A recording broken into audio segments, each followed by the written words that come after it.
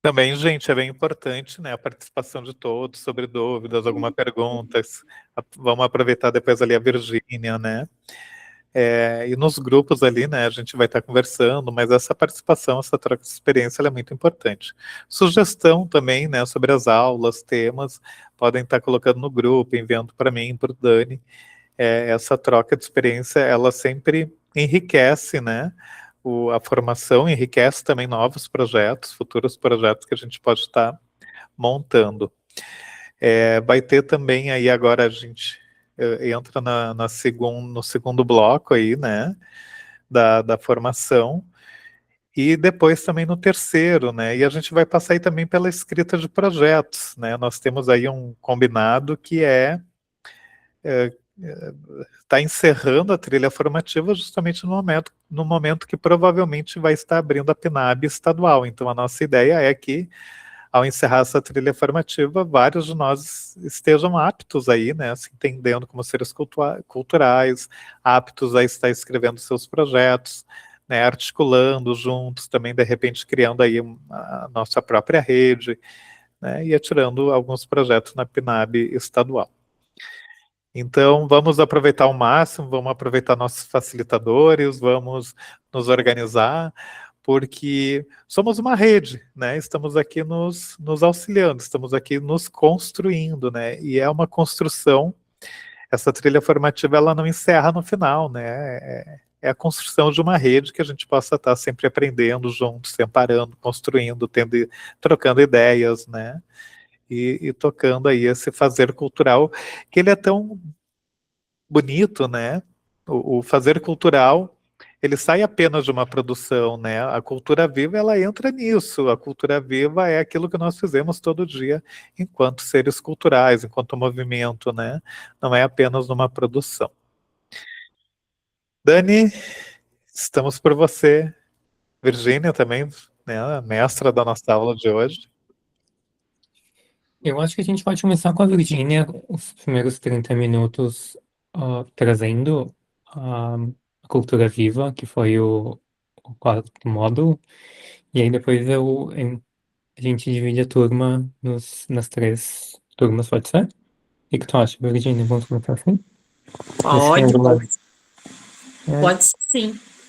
Ótimo.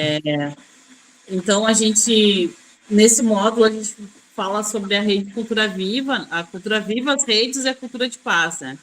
Acho que é importante que a gente consiga se enxergar enquanto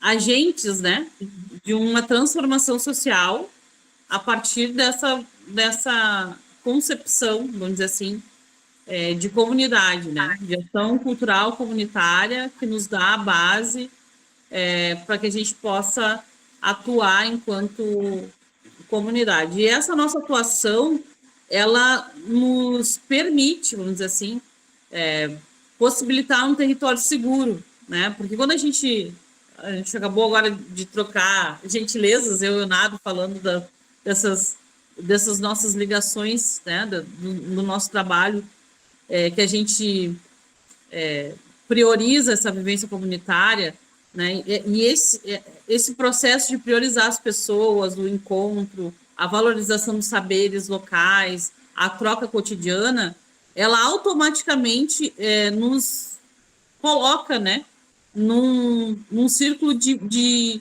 vivência harmoniosa, né? E a partir daí a gente pode entender a questão da cultura de paz, né? A partir daquilo que a gente vivencia no cotidiano dos nossos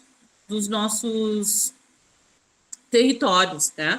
A gente o tempo inteiro é atravessado por uma série de ações, né, externas, seja pelo ambiente, né, que a gente vive, a interlocução entre determinados setores dentro daquele território, e nem sempre essas informações, essa troca de vivência, ela é harmoniosa, porque a gente vive em disputa, né?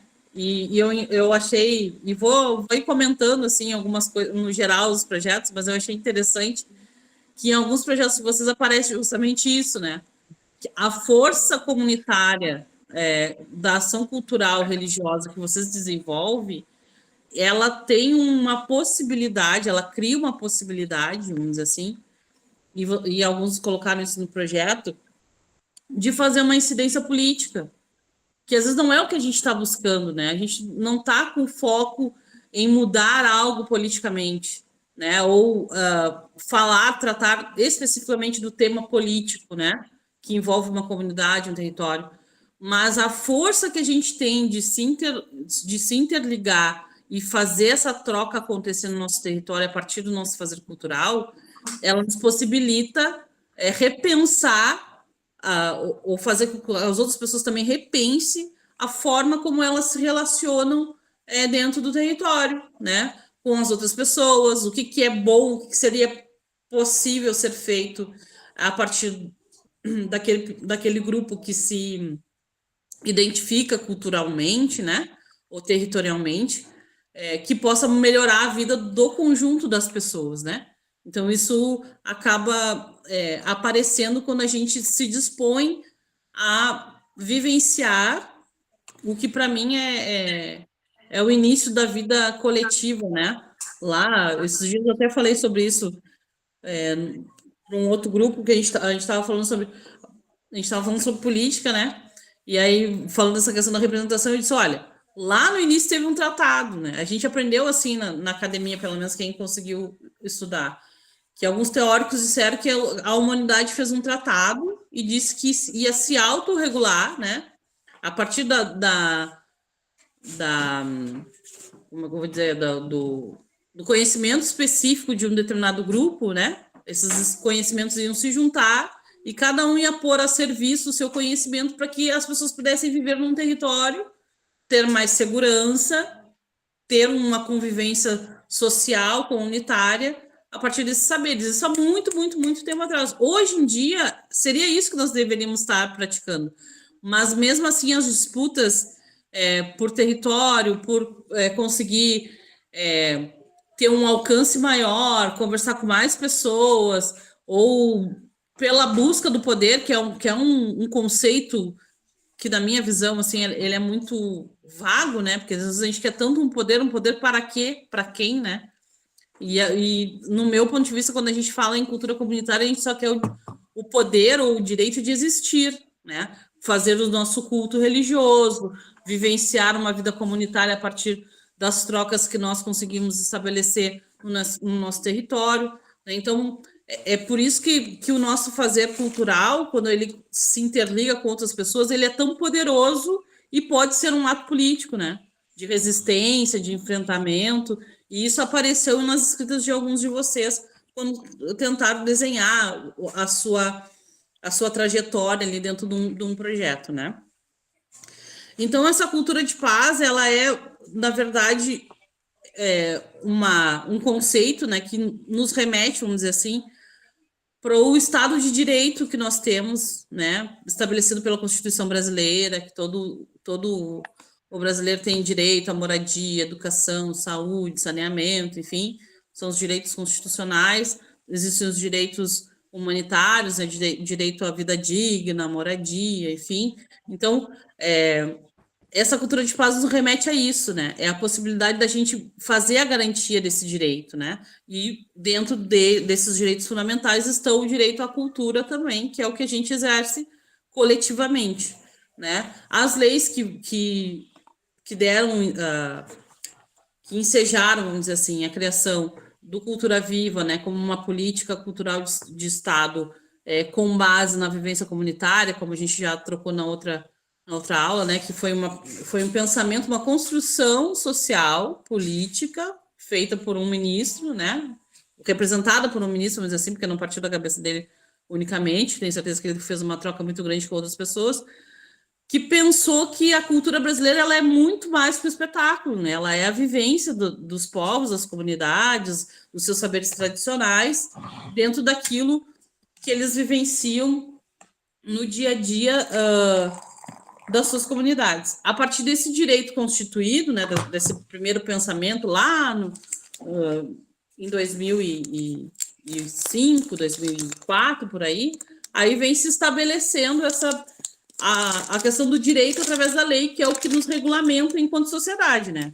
Socialmente, a gente já entendeu que para a gente poder fazer valer os nossos direitos universais, a gente precisa viver em comunidade, e essa comunidade tem que dar o respaldo. Então, o direito à cultura e a cultura de base comunitária, ela se estabelece através das leis, então, lá em 2014, num processo anterior a isso, né, de mais de 10 anos, de construção identitária, né, de dizer, mostrar quem são essas culturas tradicionais comunitárias, né, como elas se estabelecem e como que o Estado brasileiro pode reconhecê-las, porque isso que é o objetivo da lei, né, é dizer para o Estado brasileiro como é que ele organiza o seu status de governo para atender as necessidades, para salvaguardar essas vivências comunitárias, sociais e culturais, de modo que revele, vamos dizer assim,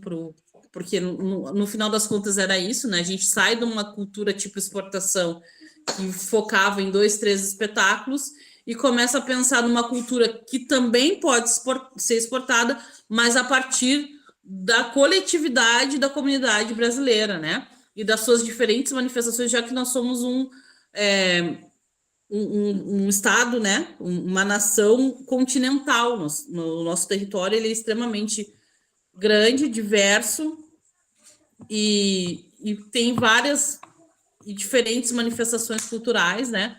Baseados também na formação, vamos dizer assim, da constituição da população brasileira, que parte dos povos originários, que passa pela comunidade negra escravizada trazida para o continente, que passa pelos portugueses que disseram que descobriram a América, né, o Brasil, que traz consigo os outros europeus, né, que viviam nessa escalada de constituição de um novo mundo, né, a partir dessas descobertas, que nem tão descobertas eram assim. Então, a partir desse processo de civilização do território brasileiro, o Estado brasileiro diz o que é essa cultura de base comunitária, como que ela pode ser salvaguardada e de que modo o Estado brasileiro vai suprir isso. É um processo que ainda está em andamento, né? Não tá pronto, não está terminado. Por isso que a gente ainda tem os espaços de representação, os espaços de negociação, né? Porque isso é um processo que ainda está se dando, né? A gente ainda está construindo isso coletivamente enquanto nação brasileira, mas a gente já tem pistas dessa construção e principalmente resultados, né? Que são, e aí volto de novo às escritas de vocês, dos projetos, quando alguns apresentaram a questão da noção de resistência, né? Do enfrentamento à intolerância religiosa, do enfrentamento ao racismo estrutural, né? Então, todos esses elementos, eles vêm junto com essa construção de nação, e quando uma lei é colocada como uma lei cultura viva, ela reconhece que essas ações elas são orgânicas, são culturais e territoriais de uma nação miscigenada e que merecem respeito e o respaldo, principalmente do Estado, através de uma legislação que permita a permanência dos cultos religiosos, né? E não só do culto, mas também da vivência comunitária a partir desse culto, né? Isso aparece muito também nos projetos de vocês. A questão de que não é um culto, somente o culto, é toda uma vivência, uma relação, uma cosmovisão de mundo, uma interlocução comunitária ali que sustenta aquela vivência comunitária de terreiro, né? Para que a gente possa, e aí entra essa questão da negociação, vamos dizer assim, permanente, né? Que eu não me disse para vocês que a lei ela se dá lá em 2014, do Cultura Viva, que é um processo que vem de um programa que é anterior, lá em 2005. Para que isso consiga se consolidar, a gente traz a figura da rede, né?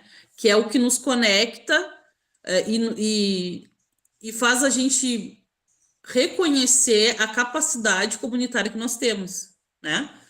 Por essência, né? Nenhum ser humano vive sozinho, a gente vive em coletividade, né?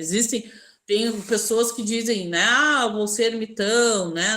Na nova Constituição Social moderna, né, se prega muito essa questão do vencer sozinho, mas, de fato, para algumas culturas isso não existe, né? Essa questão, essa dimensão individualista. E se a gente for ver na prática da vivência de mundo, a gente não vive sozinho, né? A gente pode até... A gente nasce dentro de uma família, a família vai acompanhar a gente até um determinado período, e desse período a gente vai precisar de outras pessoas, né? Eu posso me constituir enquanto ser humano individual, ter o meu trabalho, a minha casa, viver sozinho, mas em algum momento eu vou precisar do outro, eu vou precisar do outro que presta um serviço de luz, eu vou precisar do outro que faz um atendimento médico, eu vou precisar do outro que produz o alimento que eu consumo dentro da minha casa sozinho. Então, o tempo todo a gente está sendo lembrado que a gente precisa dessa relação de pessoas dentro de um território para que a gente possa realmente existir, né, e vivenciar esse direito de ser sozinho, né? Mas, enfim, a gente traz, dentro dessa Constituição da cultura viva enquanto política cultural, que reconhece esses fazeres comunitários, a gente traz essa figura da rede, então, que nos conecta, né, e diz que as iniciativas culturais de base comunitária, elas se conversam, na verdade, ela reconhece isso, né, que a gente se conversa o tempo inteiro, né? E aí traz essa outra dimensão, que vocês também responderam dentro do projeto de vocês, que são quais são as outras pessoas que fazem parte desse meu fazer, né? Dessa minha vivência. Quem são os outros grupos, as outras pessoas que eu encontro nesse processo. Porque a gente não consegue vivenciar algo isoladamente. A gente, querendo ou não, a gente impacta, a gente, de certa forma, até incomoda quem está no entorno. Incomoda no sentido, se a gente for pensar na questão da intolerância religiosa, do racismo estrutural, a gente está incomodando o outro que não reconhece a nossa prática, né, e a nossa vivência. Se a gente for pensar na questão da solidariedade que a gente tem dentro de um território, porque um território, um bairro, por exemplo, as pessoas que ali estão, elas constituem uma proximidade, né? Então, por solidariedade, a gente também tem a gente agrega pessoas dentro desse nosso fazer. E aí, quando a gente vem com essa ideia de rede dentro da Lei Cultura Viva, a gente está dizendo que essa estrutura que é invisível, né? Uma rede, a gente pode pensar numa rede de pescadores, uma teia, né? Como uma teia de uma aranha, que tem vários fios interligados, se cruzando e comunicando e tecendo algo, né? Quando a gente pensa nessa visão, a gente entende que o processo, por exemplo, da família Orum, né, que reúne vários terreiros, né, vários territórios diferentes dentro de uma visão de constituição de vivência religiosa, ele faz todo sentido, né, porque a gente aproxima, se liga e acaba se fortalecendo, né?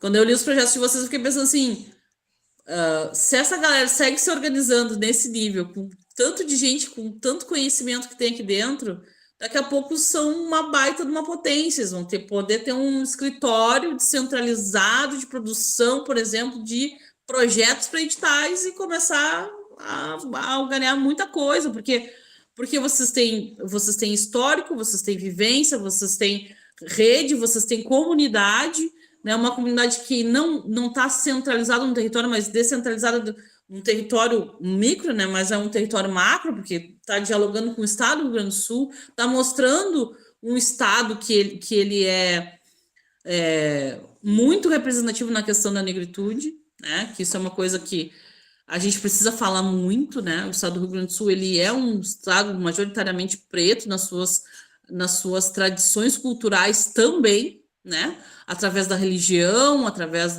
das festividades, tudo isso se manifesta, essa presença negra no nosso território. Então, essa rede, ela acaba fortalecendo essas visões, né? A gente deixa de ser o terreiro que às vezes tem que se esconder dentro do seu território para poder exercer o seu direito ao culto religioso, né, e a vivência comunitária de acordo com aquilo que se acredita, para poder expandir, né, para mostrar para os outros que não, ó, eu sou aqui, neste bairro eu estou aqui, mas eu me interligo com outros tantos terreiros que estão em outros lugares, em outras cidades, em outros bairros, e a gente tem a mesma prática, né? A gente sustenta a mesma ancestralidade dentro do nosso fazer cultural.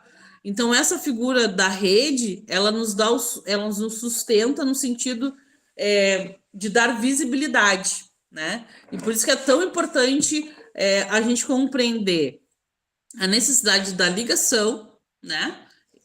E a partir dessa ligação construir outras formas, né, de se fortalecer.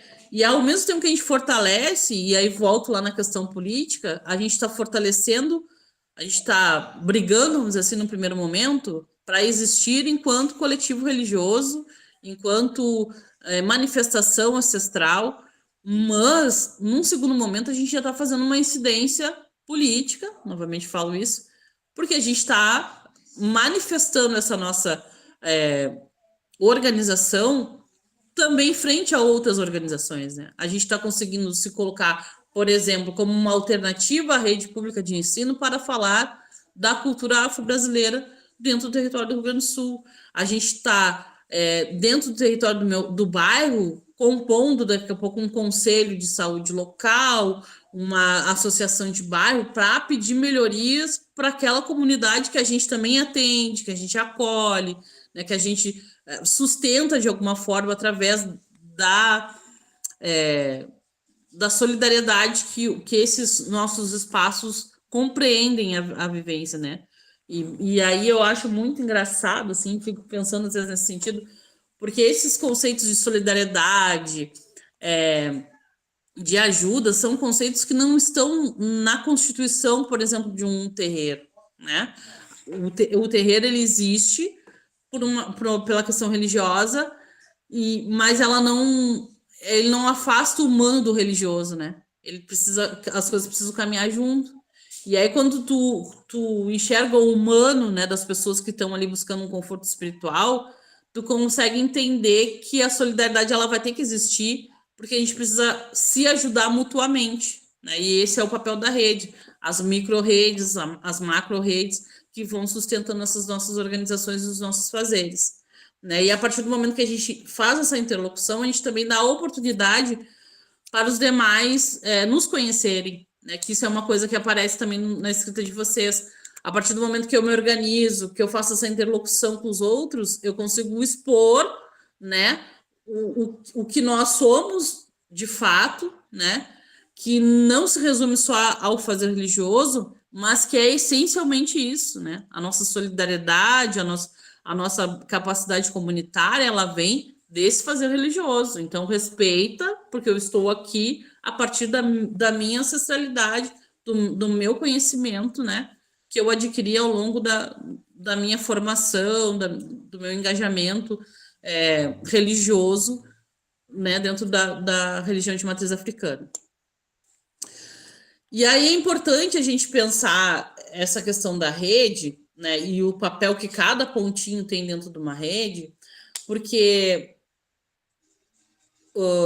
quando a gente pensa na política de base comunitária e ela se volta aos pequenos grupos que dão origem às comunidades, né, no território do Brasil, independente de onde a gente esteja, a gente está falando de transmissão de conhecimento, né? E aí, quando a gente pega os aspectos, vamos dizer assim, da cultura afro-brasileira, essa transmissão de conhecimento, ela se dá muito mais pela oralidade, né? E pela comunicação ancestral mesmo. Eu aprendi, eu recebi o conhecimento também, porque tem gente que dentro do seu processo de formação religiosa também recebe esse conhecimento, né, através da sua espiritualidade, enfim. Então, essa transmissão de conhecimento, ela acaba fortalecendo também essa noção de rede, né?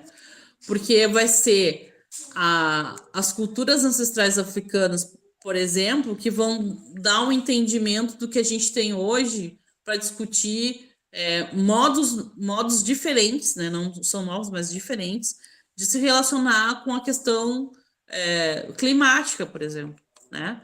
A gente está dentro do Rio Grande do Sul, um estado que vai ser muito afetado, por exemplo, daqui até maio do ano que vem, 2027, pelas questões do El Niño. E a discussão toda parte do modo industrial que nós vivemos hoje, né? Que é um modo europeu, que foi difundido no mundo inteiro, mas que não se sustenta do ponto de vista ambiental. Mas nós temos as nossas tecnologias ancestrais, né, de relacionamento com a natureza, de produção de alimento, de produção de conhecimento, que a gente ainda pode transmitir, porque essa nossa ação comunitária, né, que vai além da cultura em si, do ato religioso, da expressão cultural da religião, ela nos permite, né, rediscutir essas formas de produção, as formas de ocupação nos territórios também, que isso é muito importante, né, para a gente repensar as nossas práticas. Então, é dessa forma que a gente consegue trocar conhecimentos, vamos dizer assim, né? Ensinar as novas gerações, transmitir às novas gerações outras formas de vivenciar o mundo, né? Se não fosse toda essa resistência secular, né, que resistiu a grandes violências das comunidades africanas no mundo inteiro, não só no Brasil, muita coisa do que a gente conhece hoje como tecnologias que são sustentáveis, de repente a gente não teria mais esse conhecimento, né? E a gente pode ter certeza que muito dessa salvaguarda dessa memória, ela vem pela religião também, né?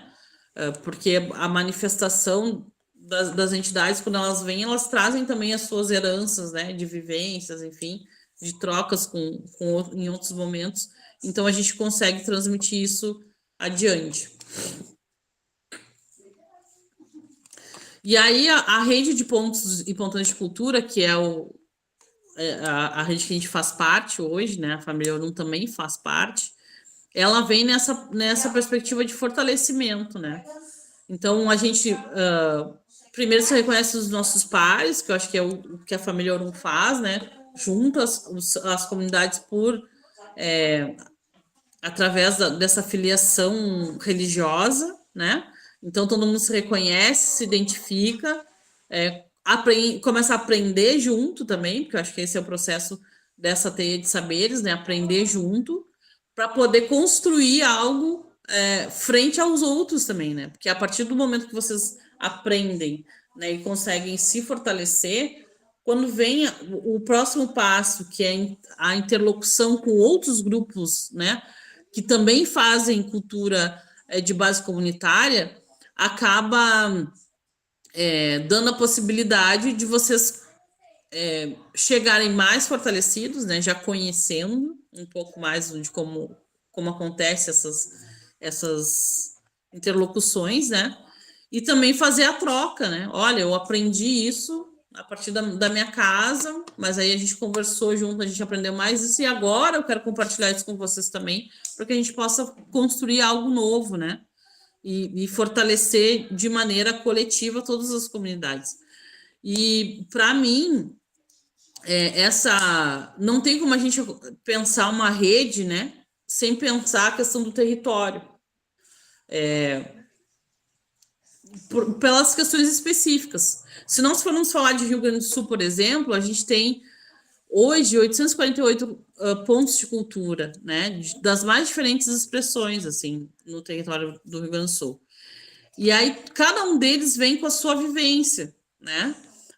Muitas delas vêm e o importante é dizer também que, frente ao Estado brasileiro, se a gente for comparar as expressões culturais do Cultura Viva no Rio Grande do Sul com os demais territórios, os demais estados, as pessoas entendem que no Rio Grande do Sul, Cultura Viva, ele não tem a expressão do cerne da política, né, que é essa política de base comunitária. Por quê? Porque nós temos muitos grupos formalizados e que fazem uma cultura de base comunitária, mas que não vêm de uma vivência, né? Eles não têm um histórico ancestral, eles têm uma vivência que é territorial apenas, né? A partir de estar convivendo num determinado território, eu criei uma iniciativa cultural, e essa iniciativa cultural foi identificada como um ponto de cultura. No restante do país, isso também acontece, mas as vivências culturais que têm essa base ancestral, né, advindas tanto da comunidade negra quanto das comunidades indígenas, elas são a maioria das expressões, né, diferente de nós. E por que eu falo isso? Porque nós temos a figura no Rio Grande do Sul do CTG, né, que é uma invenção da década de 70, e que é o que representa o povo gaúcho. Não é isso, né? Mas é um espaço comunitário, sim, que cultua, sim, uma raiz de formação territorial, porque o gaúcho nada mais é que o cara que vive dentro de um território que é mais agropastoril, que tem uma interlocução com diferentes etnias e que foi criado essa figura que para mim eu digo é um bonequinho ali, né? Porque tira dos indígenas isso, dos negros aquilo, dos portugueses aquilo, dos espanhóis aqui, plum, temos o gaúcho, né? Mas ele se expressa muito pela questão do território sulino, né? Que aí não é só o Rio Grande do Sul, vem Paraguai, Uruguai, enfim. Esse território ele molda a forma de como a gente se relaciona, como a gente consegue se sustentar em cima desse território. Então, essa invenção do gaúcho rio-grandense, ela é uma invenção moderna, ela não tem uma única característica ancestral, né, de transmissão de conhecimento, porque ela junta ela picoteia várias culturas e molda esse conceito do tradicionalismo gaúcho.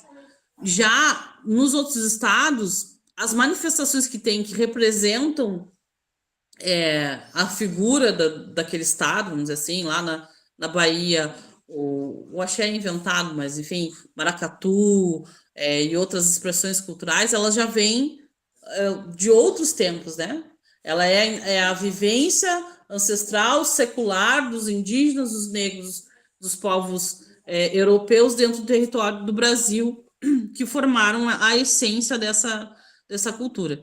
E essa participação em rede nos dá essa dimensão do quanto é importante a gente respeitar, né, tanto o que foi inventado a partir da nossa vivência, porque na sociedade é isso, a convivência social ela é uma invenção do seu tempo, cada uma do seu tempo, quanto o que a gente aprende, ou que a gente resgata, né, daquilo que vem de outras gerações, né, e de outros conhecimentos.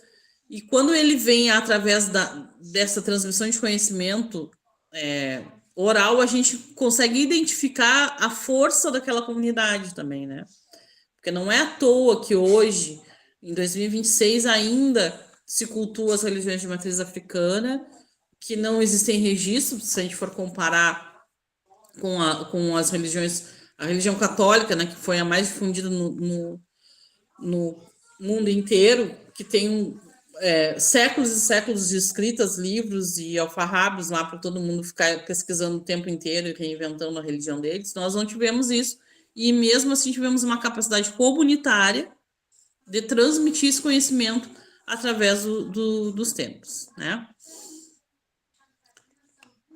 E aí é importante dizer que essas diferenciações, né, quando a gente conecta diferentes pontos de uma grande rede, ela acaba nos dando a sustentabilidade que a gente precisa para enfrentar, num primeiro momento, né,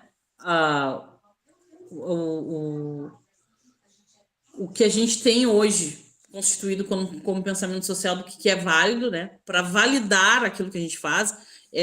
Essa rede com diferentes pontos interligados, ela acaba nos dando essa validade, porque a gente consegue se comunicar a partir de diferentes fazeres. E esses diferentes fazeres que fazem bem repetitivo, né? Esses diferentes fazeres que fazem a diferença, né, na experiência comunitária. Né? Não é porque é todo mundo igual, é justamente porque são vários pontos diferentes, mas que se entendem como numa mesma vertente, né? Todas essas manifestações dependem da coesão, da ligação comunitária, das pessoas convivendo dentro de um determinado território, e aí o território pode ser o físico ou o temático, né, que é no caso da família Orum, a partir da religião, várias casas em diferentes territórios conseguem ter o seu território ancestral preservado, né, e comunicar isso a outras pessoas. Então, é essa vivência diferente, de diferentes manifestações culturais, que dão a sustentabilidade da política cultural Cultura Viva e forçam o Estado brasileiro, até certo momento, né, de que ele reconheça essas ações, né, como orgânicas no território, que atravessaram séculos, que representam comunidades, que trazem uma série de interlocuções. Para mim, assim, eu até conversando desde o primeiro contato que eu tive com a Teia de Saberes, sabendo que era o Ponto de Cultura Família Orum que estava fazendo, que é um ponto de cultura que fala sobre religião de matriz africana a partir de um território que, para mim, né, que é Caxias do Sul, é um território embranquecido, né? Tu tem, para mim, que sou do extremo sul do Rio Grande do Sul, que para mim é a região mais preta do estado, a gente fica pensando assim, poxa, será que tem negrada lá? Será que a negrada tá fazendo? Quem é que tá fazendo, né? E aí eu também, a gente começa a repensar o que a gente entende por religião de matriz africana, né? Porque aqui no nosso território do sul, do extremo sul, a gente tem uma discussão muito grande sobre a questão do pertencimento, né? Quem é que tem o direito, vamos dizer assim, de ser mãe de santo, um pai de santo, né? Uma pessoa preta ou uma pessoa branca? Até onde essa pessoa branca tem condições de ser realmente um pai de santo, já que não vem da matriz africana, né? E obviamente, para mim, é totalmente é fácil de entender isso, né? Porque a espiritualidade a gente não, ela é um outro âmbito, não é o âmbito do racional, né? É o âmbito da escolha, a escolha pessoal da pessoa e a escolha da própria espiritualidade, né? Dessa força energética que a gente conhece, e aí não se trata só da religião de matriz africana, mas de outras religiões também. É essa força espiritual que te arrebata, que te chama para dentro e tu vai, se é o teu caminho, tu segue por ali. Então, independe da cor da pessoa, depende mais da missão de cada um, né? E aí vem toda uma cosmovisão de mundo que ultrapassa esses limites raciais que quem impôs, na verdade, foi a sociedade que nós temos capitalista, que explorou durante muito tempo a questão da negritude como mão de obra, né? E desumanizou essas pessoas também, né? Porque foi esse o processo que a gente teve no mundo, foi de desumanização de toda uma comunidade africana que foi reduzida à mercadoria, né? E aí, quando a gente entra para o território do gaúcho e tenta pensar explicar esse fenômeno, né? Porque para o resto do Brasil, e estatisticamente pelo IBGE, o estado do Rio Grande do Sul é um estado branco, mas é o estado que mais tem manifestações de religião de matriz africana, né? Então, a gente sabe que a espiritualidade, ela também escolhe o seu território, onde ela vai ancorar suas energias, né? E a gente teve trabalho também que falou sobre isso, né? O território, ele conversa, ele dialoga, né? Com esse fazer cultural. Então, tudo isso também explica, e para mim é muito... Esses dias eu estava conversando, não me lembro, acho que foi até uma prima minha que estava falando que tem um grupo, uma etnia indígena, que tinha um acordo com alguns países europeus que faziam rituais para sustentar o clima daquele lugar. Quer dizer, as autoridades daquele país, Noruega, se não me engano, por aí, acreditavam que a força energética dos rituais daquela etnia indígena poderiam salvaguardar o seu território, né? Então, eles faziam rituais à distância para aquele país. Era um acordo, né, com trocas de recursos, inclusive, para isso, né? Mas esse acordo foi quebrado, assim. Aí, se eu não me engano, é um dos países que está sofrendo ali com superaquecimento, calor, falta d'água e tudo mais lá na Europa agora, né? E aí a gente estava falando sobre isso e a gente é ensinado pela estrutura social que nós temos hoje, europeia, que vem dessa matriz europeia, a desconsiderar esses saberes ancestrais, né? E como a gente se relaciona com os nossos territórios, como o nosso fazer, mesmo que individual, pode interferir nas energias, né? Hoje teve uma amiga minha que a gente teve que conversar assim, ontem teve uma pessoa que me falou um negócio assim, que me tirou do plumo, eu passei mal, eu vomitei, eu fiquei tonta, não sei o quê.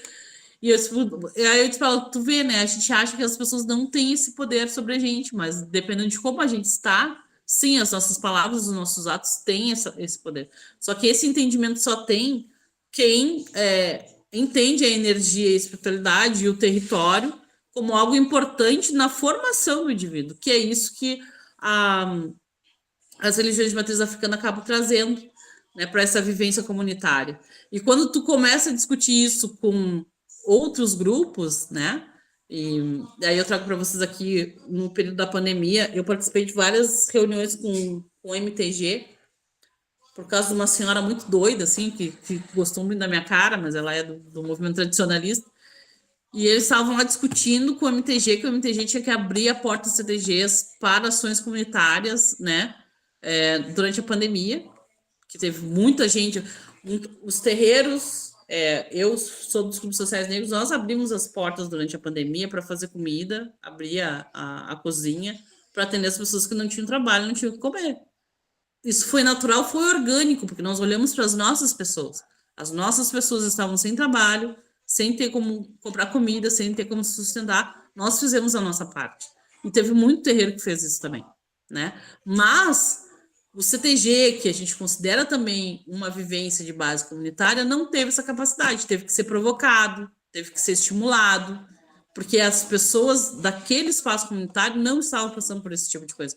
Mas as pessoas do entorno daquela vivência comunitária, porque geralmente o CTG está numa região onde as pessoas não moram ali, né? Elas vão até lá para vivenciar aquele momento cultural ali. Para eles, aquilo não fazia nenhum sentido, né? Sair da sua casa, abrir a porta do CTG para a comunidade do entorno para atender as pessoas que estavam passando fome, né? Então, eles tiveram que ser estimulados a isso. Então, essas são as diferenças. E aí, a gente só consegue enxergar isso quando as pessoas se aproximam dessas vivências comunitárias que encaram a existência do ser humano, que foi o que eu falei no início, né? A gente atende as pessoas espiritualmente, mas a gente não tem como ignorar o ser que está ali na frente, né? Isso eu falo também por experiência própria, de frequentar alguns terreiros. O pai e a mãe de santo, a pessoa que está ali à frente daquele conjunto, para além das questões espirituais, ele consegue entender quando os seus filhos, as pessoas que estão ali congregando daquela religião, daquele espaço comunitário, não estão numa boa fase, precisam de um auxílio, né? E fazer, não só perceber, mas fazer a comunidade que ali está se articular para atender as necessidades, né? Porque tem espaços, às vezes, que o pai de São Tomé não fala qual é o filho que está precisando de auxílio, mas ele vai lá e faz. Ele faz todo mundo se solidarizar com alguém, né, ou com quem precisa de auxílio naquele momento. Isso é muito valioso, né? E a Rede Cultura Viva, ela nos permite rever os nossos pensamentos em relação a isso, né? Porque a gente começa a trocar com grupos diferentes. Eu sou clubista, né? Eu sou dos clubes sociais negros. E os clubes sociais negros, a gente tem uma disputa grandíssima, assim, né? De qual é o grupo da elite, qual não é, né? Eu sou jaguarense, mas vivi a minha vida toda em Pelotas, praticamente. Em Jaguar nós tínhamos 2 clubes negros. Um era dos pretos pobres e o outro era dos pretos ricos, né? Não era nem remediado, era dos ricos.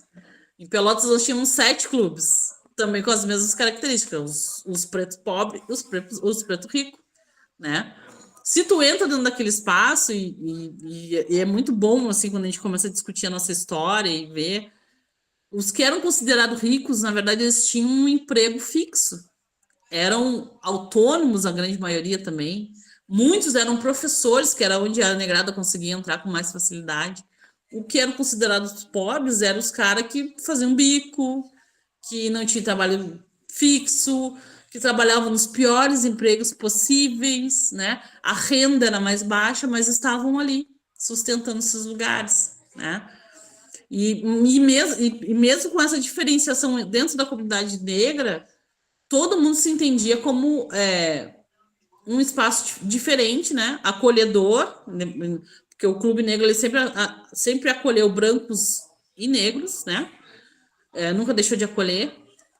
Mas ele fez, as pessoas fizeram escolhas de estar ali e construir aquele espaço a partir da sua visão, onde todo mundo ali tinha o seu espaço, né? Tinha a mãe ou a avó que costurava para a grande maioria das meninas, para que aquelas mães que iam trabalhar pudessem juntar o dinheiro, comprar o tecido e fazer aquele vestido de gala para se apresentar numa festa, coisa e tal. Então, tinha toda uma organização social ali, pautada naquilo que as pessoas tinham para oferecer, né? Naquilo que elas poderiam oferecer coletivamente para aquele grupo. E tinha muito a ver com essa questão de onde elas estavam colocadas. Gente, deixa eu dar uma olhadinha aqui.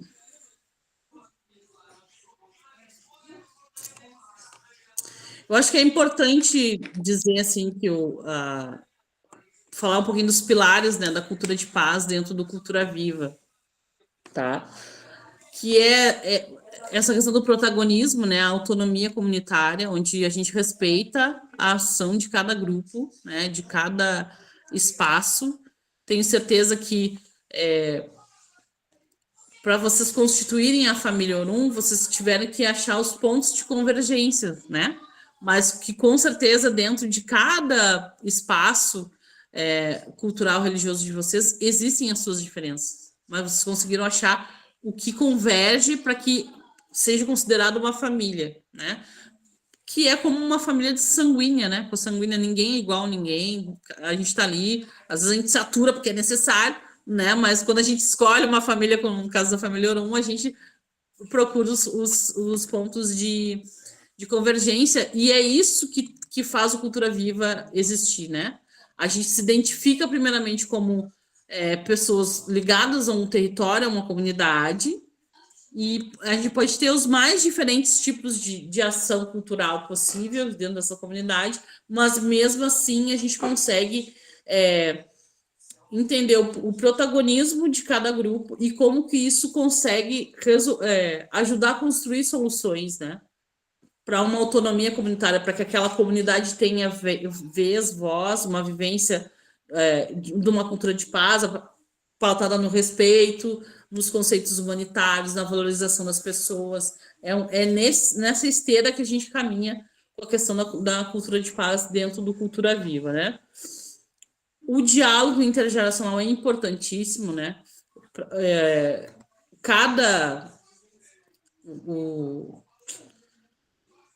A nossa organização cultural, social, vamos dizer assim, ela nos impele a pensar que cada grupo etário ele concorre o tempo inteiro, né? Os mais velhos já deram tudo que tinha que dar, não tem mais o que fazer. Os mais novos estão incomodando, porque querem mudança. As crianças precisam de cuidado, né? Os adultos têm que trabalhar, ponto. Né? Tem que trabalhar para sustentar tudo isso. E aí a gente bota sempre na zona do conflito. Pensando na cultura comunitária, cada uma desses grupos etários tem o seu papel, né? O seu papel de transmissão de conhecimento, de acolhida, porque se a gente pegar algumas... quando a gente parte dessa questão da constituição étnica, para alguns grupos étnicos, a vivência e a interlocução entre diferentes grupos etários, ela é fundamental. Está escrito dentro da sua vivência que tanto mais velho ensina quanto mais novo também ensina, e que todos têm a aprender durante toda essa vivência. Então, dentro do Cultura Viva, a gente consegue buscar essas referências, né? De que ninguém é peso para ninguém, como a sociedade nos diz. Todo mundo converge e caminha para o mesmo caminho, e quanto mais junto a gente estiver, mais a gente aprende e consegue construir pontes que são necessárias para o diálogo e para a vivência, né? E essa troca de saberes, né, e a transmissão de saberes também, ela nos favorece uma educação popular, né? Não adianta a gente saber deter todo o conhecimento possível, né, que a escrita, o papel pode nos dar, se a gente não tem capacidade de uma troca, né? E eu falei no início para vocês, para mim está sendo muito mais, eu estou aprendendo muito mais com vocês, tenho certeza disso, do que eu possa estar transmitindo conhecimento para vocês, porque são pessoas totalmente diferentes de uma outra região, com outra realidade. Quando eu peguei as escritas de vocês para ler, gente, vem uma série de coisas assim que a gente tipo desconstrói alguns formatos que a gente tem, né, de regiões, pessoas e famílias.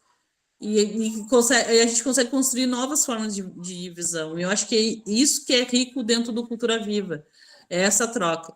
Eu tenho um irmão que vai fazer 30 anos agora e ele participou, acho que, do primeiro evento dele, dentro do Ponto de Cultura, fora os clubes sociais, que é algo próximo da nossa realidade, foi na Morada da Paz. Ele voltou de lá assim... Primeiro ele teve um choque, assim, né? Chegou lá, era uma outra organização, um outro tipo, e ele disse, tu chega lá, as crianças chegam sendo contigo e te falam coisas que tu pensa, como é que essa criança sabe disso, né? Porque é o protagonismo que a comunidade construiu, né? Desde o mais novo até o mais velho, todos eles têm a ensinar. Basta a gente dar abertura para essas pessoas, né? Então, quando a gente começa a interagir, a gente também começa a aprender, né? Eu tenho 2 meninos e eu tenho muito essa visão de que eu sei que eu posso mandar neles, eu sou a mãe deles, né? Mas eu gosto muito mais que a gente converse e negocie, né, até certo modo, aquilo que a gente vai compreender como uma ação concreta, do que mandá-los fazer alguma coisa, porque eu tenho que mandar que eu sou mãe, né? Eu acho que isso não cria autonomia, não cria capacidade de escolha, né? Não faz as pessoas pensarem, né, o que eles podem realmente, o que eles realmente podem fazer enquanto indivíduo.